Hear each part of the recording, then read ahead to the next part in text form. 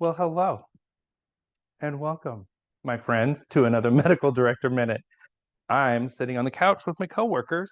We're just pretending that it's still warm outside and I've got my summer outfit on, and yet we're watching Illinois football and they just went into overtime. So we're going to ignore what's going on up there because today is all about good news. I just wanted to send a bunch of love and encouragement and support and reassurance because, we keep getting all of these messages from our organization, and some of them feel like there's extra meaning behind them. And I'm just here to give you reassurance. We keep hearing about our financial situation, and we get emails about voluntary separation. Everybody got those. None of them were targeted at you.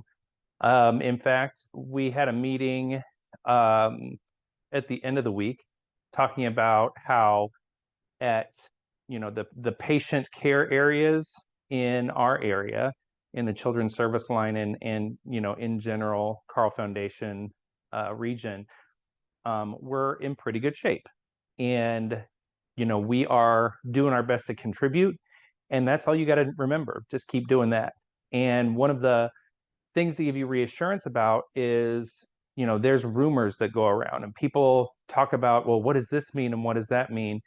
And one question that a lot of people are getting is, if we don't get enough folks that sign up for voluntary separation, our layoffs must be next, right? And the answer is there's no mention of that. There's no plan for that. So I just want to give you reassurance that you're safe and, we're doing good. In fact, there's a lot of things that are coming up for the Children's Service Line specifically, and you'll start to hear about them in the next couple of months. Specifically, we have Pediatric Critical Care Center designation. Their site visit will happen later this month. We're excited about that.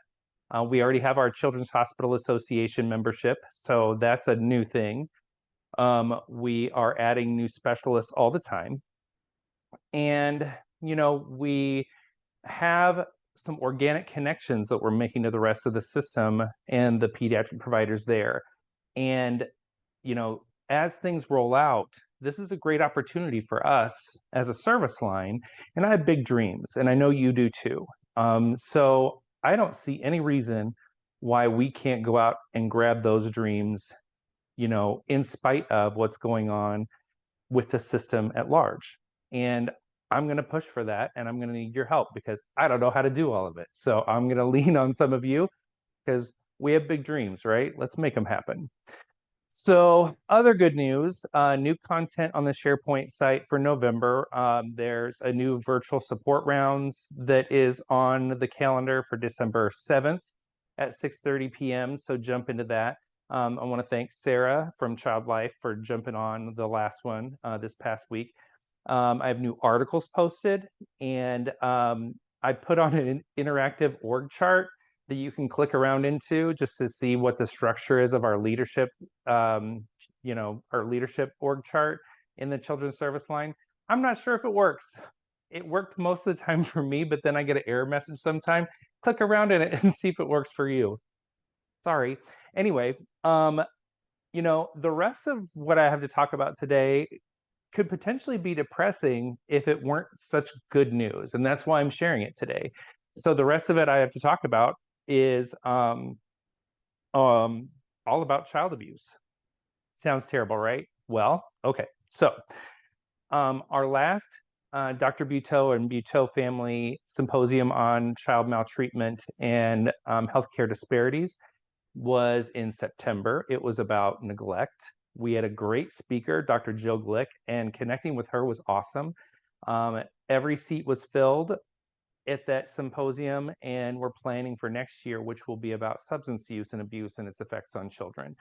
The planning's going well. We're hoping to bring in big speakers for that. So that's really good news, getting the word out and educating, and that's what Dr. Buteau intended that symposium to do. So great news. The next bit of good news, many of you already know this, but some of you don't. I was approved months ago to hire some help on the child abuse team. So Nicole Spangler, one of our nurse practitioners, has joined me for part-time help with the child abuse team, and we're currently onboarding her and training her so that she will be able to share in the fun, share in the work of the child abuse team, which will help offload some of the stuff I do, but also will help us enhance what we already do, and that's really good news. And then two really great stories. So both of them start out with something sad, but end with something really cool and highlights our connection to the community. So the first one, we had a almost 5-year-old boy come into the emergency department here with burns. And it's likely that they were burns due to maltreatment. And that sucks.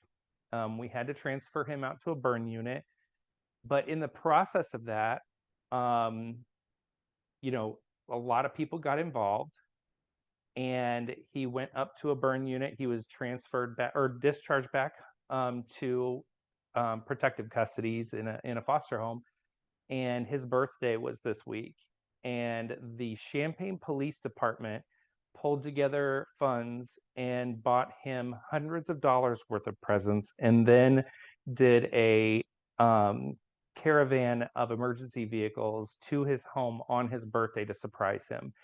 And that's just above and beyond and so freaking cool. Like, I just have no words. It fills me with joy that we can take a bad situation and treat a kid the way they deserve to be treated in the midst of terribleness.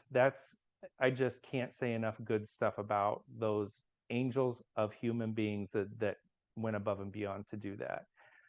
In addition, we had an emergency department situation not too long ago. It's in the last few days, where a baby showed up was dropped off actually by a grandparent at a local firehouse, and then ended up in the emergency department. And the reason that the baby was dropped off is because the caregiver is being deported due to visa issues and things like that. And that's no fun. And they had a hard time getting a hold of any family members that were still in the country. And it come to find out that once they did reach out and they were able to get a hold of people, none of them are eligible to stay in the country and care for the 7-month-old baby. And so that baby has to be in protective custody. The baby is beautiful, healthy, absolutely nothing wrong with that baby. And through connections and being able to call the right people and make the right stuff happen, one of our emergency room nurses has taken that baby home to their family and is doing great.